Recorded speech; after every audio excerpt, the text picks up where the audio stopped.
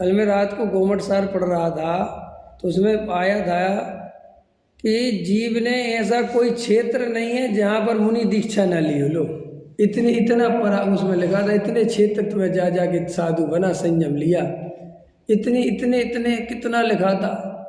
तो अपने को खबर नहीं है, अपन को खबर नहीं है कि वास्तव में अपन क्या हैं, कहाँ से भटक रहे हैं, क्या सुख है क्या दुख है। अपन तो यहाँ छोटे से कुएं के मेढक इस पर्याय में तन्मय होने के कारण छोटी सी समाज, छोटा सा मकान, एक स्त्री, एक दो पुत्र बच्चे, बस इनमें ही अपन भूले पड़े हैं कि इतना ही संसार है। इतना संसार नहीं है, अनंतानंत है संसार।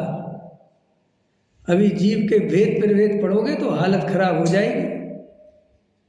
कल पढ़ा था मैंने, एक इंद्री के कितने कितने भेद, कितनी तरह की एक इंद्री की पर्याय, कितनी जीव राशि। समय चींटी भी होती है 2 कोस की। चींटी सुनी? चींटी की अवगाना, बड़ी से बड़ी चींटी। अपन तो अभी छोटी हाइट हो गए।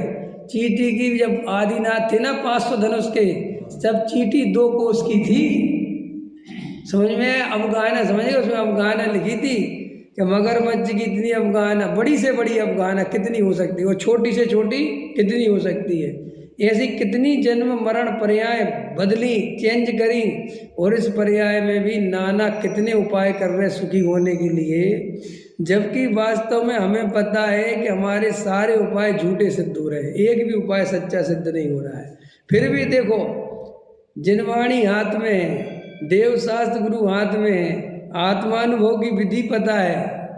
अभी अरविंद जी पूछ रहे थे प्रश्न, इसका जवाब दे रहे हैं कि साहब ये पता होने पर भी संसार में से सुख बुद्धि क्यों नहीं निकलती। रुपए पैसे मकान दुकान पद प्रतिष्ठा के पीछे इतना पागलपन क्यों है? उसका कारण है, ऐसा नहीं है। आचार्य कहते हैं तुमने जन्मों जन्मों से इंद्रियों की गुलामी की है। जन्मों जन्मों से तुम 2 ही चीज़ें जानते हो, तुम्हें जो कुछ मिला इंद्रिय सुख और इंद्रिय ज्ञान।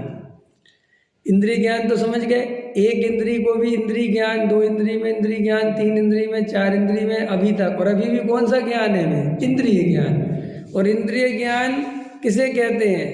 जो केवल और केवल पर पदार्थों को जानने में निमित्त बनता है, जो केवल बाहर की सूचनाओं को इकट्ठा करता है, उसका नाम है इंद्रिय ज्ञान। हमारी आँख, समझ में आया? आँख को नहीं जानती, बाहर के गेवों को जानती। आँख से कहो आँख को जानो तो नहीं जानेगी। ये कान बाहर की आवाज़ें सुनते हैं, अंदर की आवाज़ नहीं सुनते। 5 इंद्रियां हैं ना, तो आचार्य कहते हैं ये 5 जो इंद्रियां हैं और इनका जो ज्ञान है वो पर संबंधी है।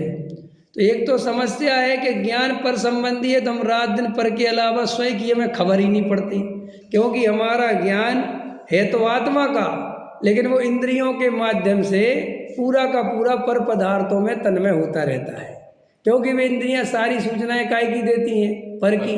तो ऐसा कब से चल रहा है?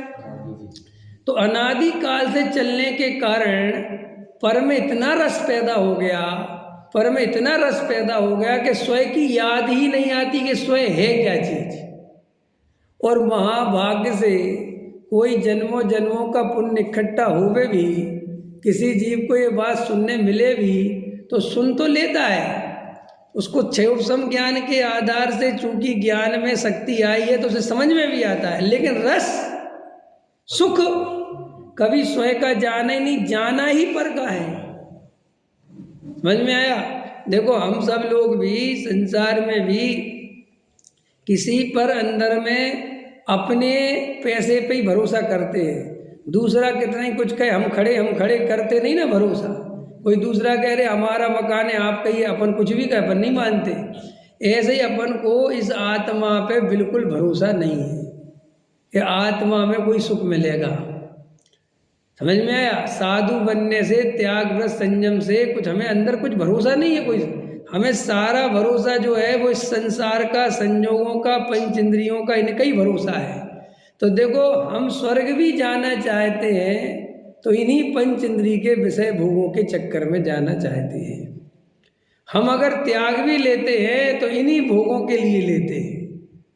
नहीं समझ में आया कि पुण्य बनेगा, पाप से बचेंगे, तो पुण्य और पाप से बचने का भाव इंद्रिय सुख की अभिलाषा भी होती है उसमें मूल। तो देखो, एक तो जन्मों जन्मों से इंद्रिय ज्ञान, और फिर जन्मों जन्मों से जितना क्षण भर का सुख भी जाना वो केवल इंद्रियों से जाना।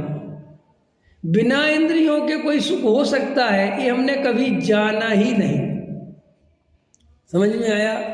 इंद्रियों का सुख कैसा है, कैसे है इंद्रियों के सुख? लिखे हैं सब आचार्य भगवंतों ने कि इंद्रिय सुख जो है लगता तो प्रीतिकर है। क्या? इंद्रिय सुख लगता तो दूर से प्रीतिकर है, लेकिन भोगने के बाद पश्चाताप पे खत्म होता है। काहे पे खत्म होता है? वह सुख सदा ही त्याज रे पश्चात जिसके दुख भरा। पांचों इंद्रियों की थोड़ी सी अपन चर्चा करें तो पंच इंद्रिय के विषय कैसे है। पांच इंद्रियों के विषयों में फंस कर हम अपना पूरा भोग गवा देते हैं और उसकी सच्चाई नहीं जान पाते कि रियल में जी पंच इंद्रियां चाहती क्या है। जैसे आदमी स्त्री के स्वभाव को कहता है कि स्त्री को पहचानना पुरुष के बस की बात नहीं है। कि क्यों? कि वो कहती कुछ है, बताती कुछ है, दिखाती कुछ है और अंदर चलता कुछ और है, और आदमी समझ नहीं पाता कि यार ये क्या चीज़ है। लेकिन वो स्त्री के मोह में ऐसा फंसा रहता है कि वो नहीं समझने पर भी समझता हूँ ऐसी एक्टिंग करता रहता है और समझता कुछ नहीं है। और हाँ, वो कहानी सुनी ना, एक पंडित जी थे और कुएं पे पनहारन पानी भरती थी। पंडित जी को प्यास लगी, बहुत भूख भी लगी थी, तो वो पनहारन से बोले पानी पिला दे बहन। तो उन्होंने कहा अरे पंडित जी कहाँ से आए? तो बोले बहुत दूर दे उस गांव से आया हूँ और किसी काम से प्यास लगी है, भूख भी लगी है। तो उसने पानी तो पिलाया। उसने कहा हमारे यहाँ से कोई ब्राह्मण कभी प्यासा नहीं जाता, भूखा नहीं जाता, चलो आपको घर पे आदर सत्कार से भोजन कराऊंगे। तो ब्राह्मण जी ने कहा चलो भैया करा दो। तो गई तो भोजन कराने बैठी, तो पंडित जी ने भोजन तो कर लिया, और भोजन करते ही करते समझ लो पूरा हुआ था, इतने में उसका आदमी आ गया। समझ में आया? तो वो एकदम पंडित जी से बोली अरे मेरा आदमी आ गया। तो पंडित जी ने क्या हो गया? आ गया तो भाई अपनी कोई गलत कोई बात थोड़ी है। अरे बोले तुम जानते नहीं, वो किसी आदमी को यहाँ बर्दाश्त ही नहीं कर सकता, वो आपका गला काट देगा तुरंत। और उसके हाथ में बिल्कुल हसिया होता है, हसिया समझ के खेत से आया है। तुमने कहा तूने तो मरवा दिया, तू मुझे बाहर दे देती भोजन, अब मैं क्या करूँ? बोले चिंता ही मत करो। समझ में आया? क्या चिंता ही मत करो, जो दरवाजे में खड़ा है और तू कह रही कि वो तो मार डालेगा। पंडित जी काँप रहे और उसने कहा एक संदूक खोला होगा, तुम इसके अंदर छुप जाओ। अब पंडित जी मुफ्त में चोरी, कोई लेना नहीं कोई देना नहीं बेचारे। अब वो उस संदूक के अंदर छुप गए। तो एकदम उसके आदमी ने जब उसने दरवाजा खोला, कौन था, कौन आया है घर में, ये दरवाजा इतनी देर में क्यों खोला? तो पंडित कब गए अंदर कमरे। उसकी पत्नी ने कहा एक पंडित जी आए थे, वे छुपा रखे मैंने घर में। उनको तो मारवाने का पूरा ही प्रोग्राम कर रखा। समझ में आया? और बोले जाके संदूक में छुपाया जाओ। पंडित अरे रे रे, अब तो पंडित प्राण छोड़ने को तैयार। तो एकदम उसका पति बोला तुझे जब देखो मजाक करती रहती है। क्या बोले? फालतू बात मत कर। तो बोले तुम्हें सोचना चाहिए ना फालतू बात करने से पहले तो है। अब तुम्हें विश्वास नहीं तो जाओ खोल लो संदूक। अरे बोले नहीं कोई बात नहीं, चल मुझे तो पानी दे दे, मैं तो पानी लेने आया था, खेत पे जाना है। उसने बॉटल पानी दी और पंडित वो चले गए। उसका पंडित बाहर निकला पसीना पसीना। तो उस औरत ने कहा, उसने कहा कि बहन जी तुम कैसी हो? बोले पंडित जी चक्कर में मत फंसो, औरत का चिड़िया चरित्र कोई नहीं पहचान सकता। तो जैसे एक स्त्री के मन को पहचानना पुरुष के बस की बात नहीं है, और जो स्त्रियां दोष लगाती हैं पुरुषों पे कि तुम हमें नहीं पहचान सकते, अरे मज़ेदार बहन जी, हम तो क्या तुम अपने को नहीं पहचानती, स्त्री खुद अपने को नहीं पहचानती कि वो चाहती क्या है। स्त्री की सबसे बड़ी कमजोरी है कि स्त्री को अपने जीवन में यही नहीं पता रहता कि उसे चाहिए क्या है। उसे बहू भी चाहिए और बहू से लड़ना भी है, उसे लड़के को सुख भी देना है और लड़का सुखी दिखे तो फिर दुखी होना है। उसे पति से प्रेम भी करना है और पति से लड़ना भी है, क्योंकि उसको पता ही नहीं कि करना क्या है एक्चुअली में। तो ये इंद्रियों के जो सुख हैं, इंद्रियों के सुखों की स्त्री जैसी हालत है। इंद्रिय सुख दिखते तो बहुत बाहर से आपको मनमोहित हैं, लेकिन इंद्रियों के सुखों के बारे में अपन ध्यान नहीं देते, वो हमें भटकाने के अलावा कुछ नहीं करती। इंद्रियां क्या है?